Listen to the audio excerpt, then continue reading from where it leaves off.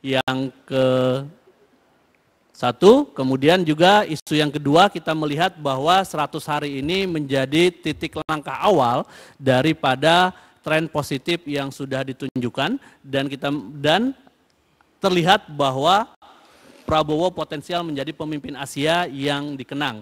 Jadi kita mengetahui tokoh-tokoh di luar misalnya Lee Kuan Yew, Mahathir Muhammad, dan Deng Xiaoping.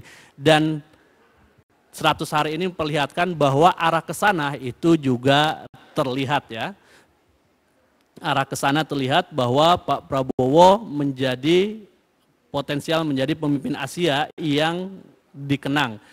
Tapi kita melihat ada 3 prasyarat untuk bisa menjadi presiden yang dikenang di level lebih tinggi lagi. Jadi yang pertama yaitu transformasi ekonomi yang berkelanjutan.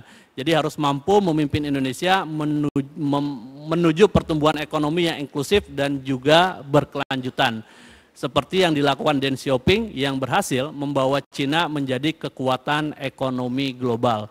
Dan memang langkah ini memerlukan reformasi besar di sektor tidak hanya industri, tetapi juga teknologi, termasuk juga energi terbarukan.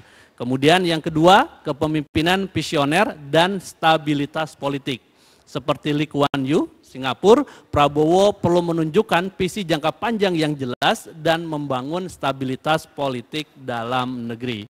Ini mencakup penguatan hukum, efisiensi birokrasi, integrasi sosial yang mengakomodasi keberagaman Indonesia, dan juga spirit pro-demokrasi sebagai prasyarat negara modern.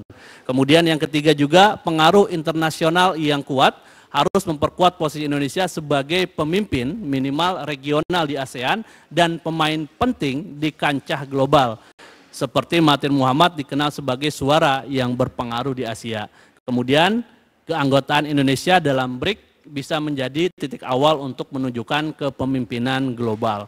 Jadi Prabowo berpotensi menjadi pemimpin level Asia ke atas, tapi kita melihat ada hasil daripada kajian kita ada 3 hal yang minimal perlu dilakukan, mulai dari transformasi ekonomi, tidak hanya sekarang tapi juga berkelanjutan, kemudian juga ada visioner, kepemimpinan visioner dan juga stabilitas politik, kemudian juga pengaruh internasional yang kuat. Dan modal-modal ini sudah terlihat ya, sehingga jika ini dilakukan tentu bisa mendorong harapan publik yang begitu tinggi terhadap Pak Prabowo Gibran sekarang ini menjadi sebuah kekuatan yang bisa menjadi energi untuk melakukan perubahan-perubahan sehingga Indonesia, Pak Prabowo sendiri itu masuk ke pemimpin level Asia yang disegani. Termasuk juga kita lihat misalnya di yang nomor kedua bahwa perlu juga ada spirit pro-demokrasi, kemudian juga integrasi sosial, kemudian juga keberagaman. Jadi stabilitas politik dalam negeri juga penting sehingga hal-hal yang kira-kira itu tidak menjadi isu-isu yang krusial, itu menghindari isu-isu atau wacana-wacana yang bisa melemahkan demokrasi, yang bisa mengurangi hak asasi manusia dan seterusnya. Sehingga terbang tinggi Pak Prabowo itu tidak terhambat oleh hal-hal yang lain. Dan untuk mencapai sana sudah terbuka pintunya lebar. Terima kasih, saya kembalikan terhadap Pak Ruli.